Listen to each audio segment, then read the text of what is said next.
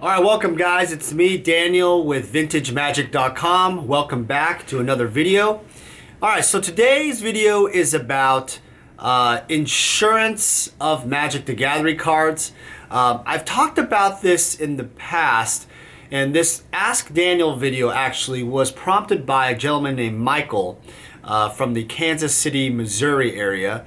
For those of you who do not know what that is, Kansas City is in the Midwest. In the middle of the United States. And it's interesting because Kansas City is in Missouri, but also borders Kansas. So it's kind of like a two-state city.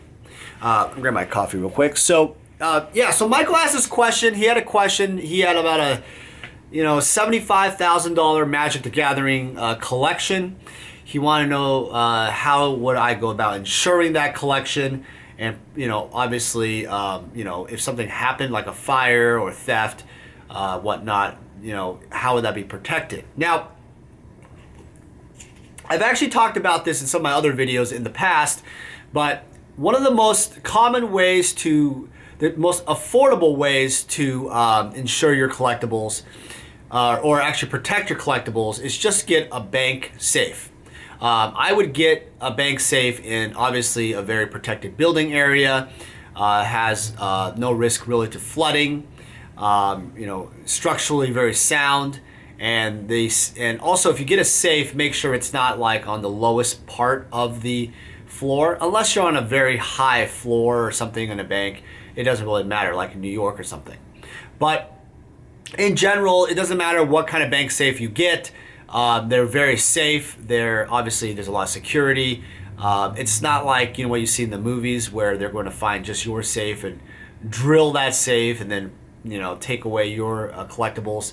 It's really not like that. It's it's not like some kind of crazy theft movie like you'll see in theaters. But I will tell you that you're not insured by the bank. For the items, I don't believe. I think when you sign off on the document, you are risking that part of it. There might be some small insurance, but it's probably nominal, and even then, it's more of like an inconvenience thing. The chances are so low and so slim, right, that it's never really a concern. So that brings about to the point of what insurance really is, and I want you guys to kind of think about this from this side of view.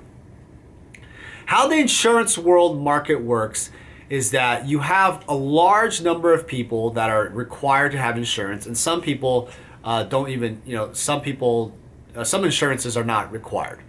And if you have a pool of people, these insurance actuaries essentially have analysis of your actual the policies, and they create not only a price but the type of coverages, and they evaluate all the risks based on the demographic of the area, how many insurers are in a potential region.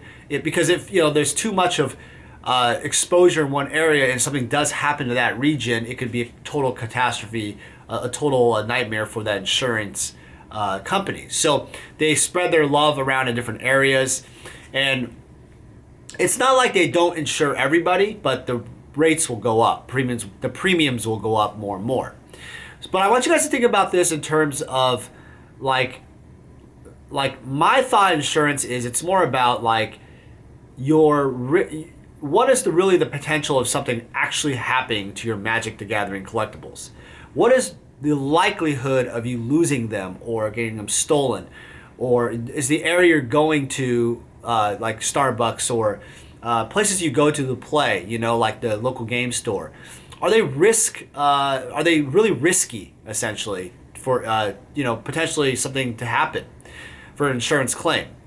Is your home, does it not have a security system? Does it not have like an ADT security system? They're the biggest in the nation, I believe, and they have things on your phone, and they have cameras and other sensors and motion detectors and everything you could think of, right? Do you invest money into your own home anyway, so you're protecting your home? Then it comes across like, well, do you have like a fire safe? Do you have a big gun safe, right? Are those humidity controlled? Because you don't want to just make sure you put your cards in an environment that isn't protected by the humidity itself if you live in those type of part areas. So gun safes and stuff usually are more preventative, as in by the time someone actually comes in to the home, the alarm will already trip, and you only have 40 seconds until the cops start getting notified, and then several minutes or so until the cops start coming. So it's more of a deterrent, because when you see a gun safe, for you to break that thing open, it's going to take a lot of work. So that's kind of what I want you guys to think about, is that there's different preventative stuff. Those are insurance items. Now, I still, as a business, right, I consider that as insurance, because what you're doing is you're investing in protecting your collectibles, and they kind of all fall in that insurance category, because while they don't necessarily protect you from like a loss and you don't get money back, they actually prevent any type of loss if something happens, and will really help you if something really occurs. So if you have a really good system on board for like a fire alarm, you have really great fire detectors, or you have motion sensors or glass breaking sensors in your home, stuff like that, that type of monthly fee, I mean, it could go from anywhere from like $25 to like $50 to $100 if you get super high tech, right? But is like, let's say it's like $50 a month, so that's like $600 a year. Is that additional security system with all the gadgets, right? And that doesn't include, by the way, the hardware of buying cameras and all the other stuff, right? Is that worth paying and investing for than buying just the insurance itself? It's interesting question. Or is it maybe worth it to buy the insurance, the security system, and then paying a fraction of the insurance costs? So how insurance companies get you is that they don't really, in order to insure like a lot of magic cards, like high dollar value stuff, the premiums could go astronomical levels. In fact, most companies that I've seen, they charge anywhere for like a $1 million plus policy. It's almost like $30,000 to $50,000 a year just for a single location type of insurance in some cases. I mean, if you do the math on that, it's almost 5%, right, of the entire like $1 million policy, right? Also, there's a thing called transit insurance, so that you have to check this very carefully. You have to ask, like, if you go to like the bank, or you go to the post office, or you go, you go to the Grand Prix, right? Grand Prix Las Vegas or London, whatever. Do they cover domestic and international insurance when you're on the plane? Any incidents, right? There's different transit insurance levels.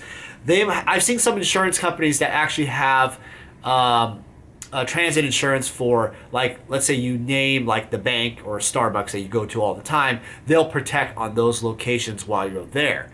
But protection from the car ride there or the train ride there, it costs obviously more money.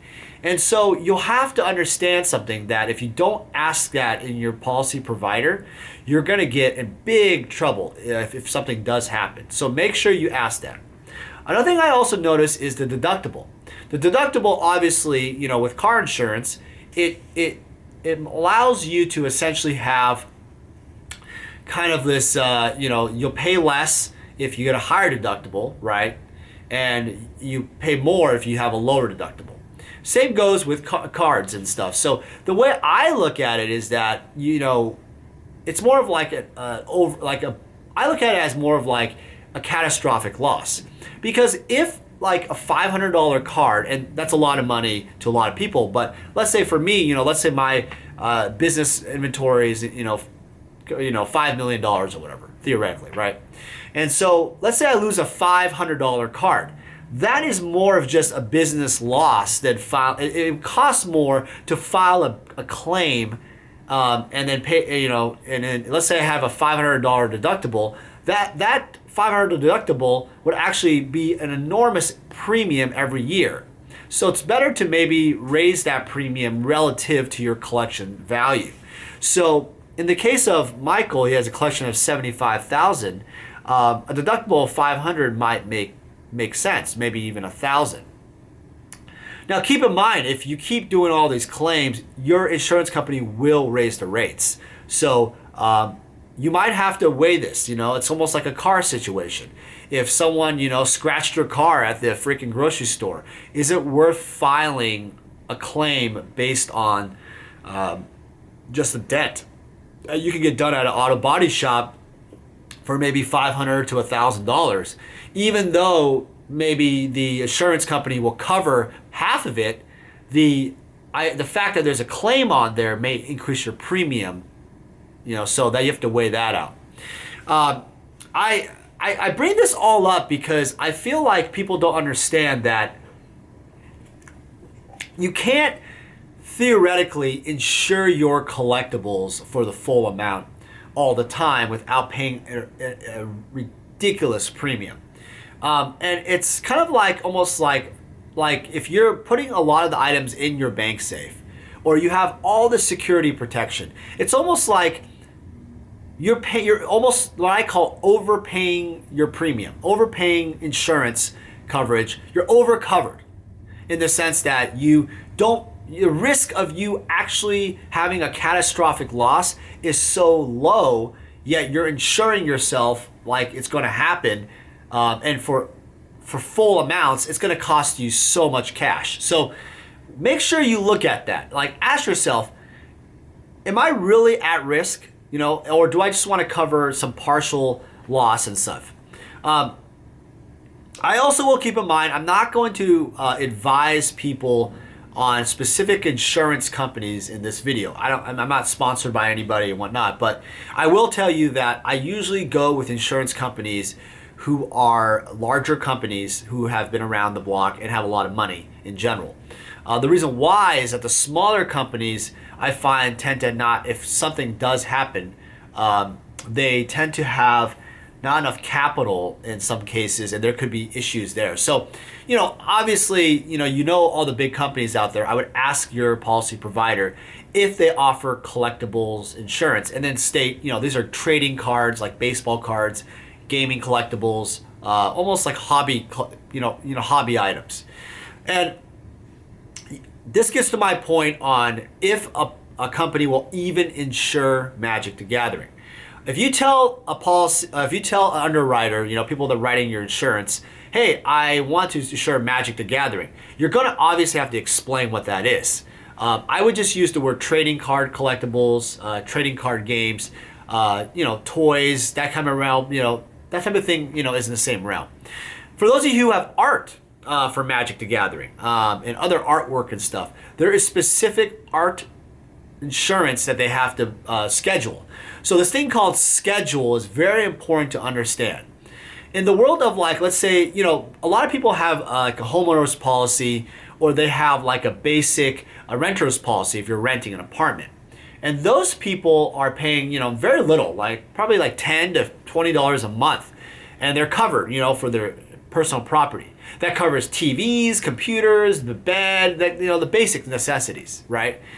Well, what's really intriguing is that there's stuff like your diamond ring, your watch, really high-end watch, artwork, stuff like that, even collectible cards. They're not covered within that policy, or there is a cap to that coverage, and the cap is not very high.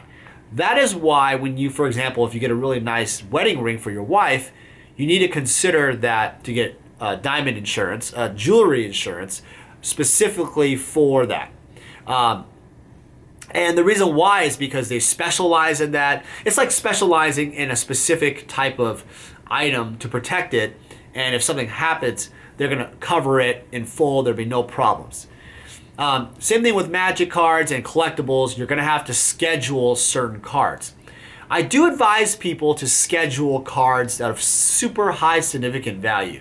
So, for example, if you have like a high-end Alpha Lotus, or a like Alpha set or something, multiple like Alpha Beta Unlimited, all these sets that are nice, easily condensed in a box and all that stuff, You could insure those and schedule that entire collection. They'll ask the value, and thus you'll need an appraisal.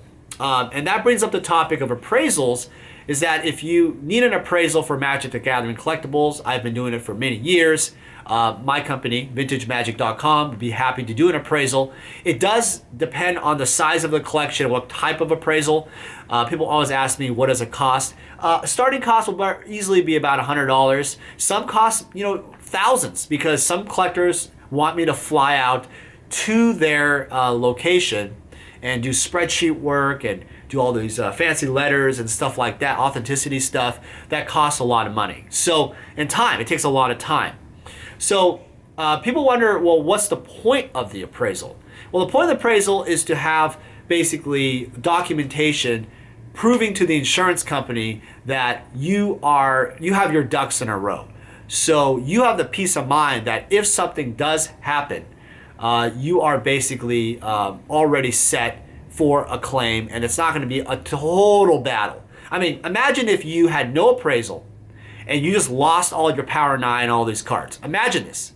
You would have to fight the insurance company so hard because you have no paperwork, you have no pictures, you have no company backing you saying, hey, I own these cards and these are the value of these cards and were inspected by this company. So I highly consider the appraisal. And I consider the appraisal part just like the security system, as you'll find, just for your home. It's kind of like, it's not insurance as in you are paying for if something is a total loss, but you're also getting that peace of mind. So guys, I hope this video is a nice introduction to security for Magic the Gathering cards. I wanted to give you guys this insight. Michael, thanks again for your question. And if you guys have questions or comments below, please put it below in the comments. I will do a follow-up video based on your guys' comments, but I hope this helps a lot. Take care, guys. Have a nice day.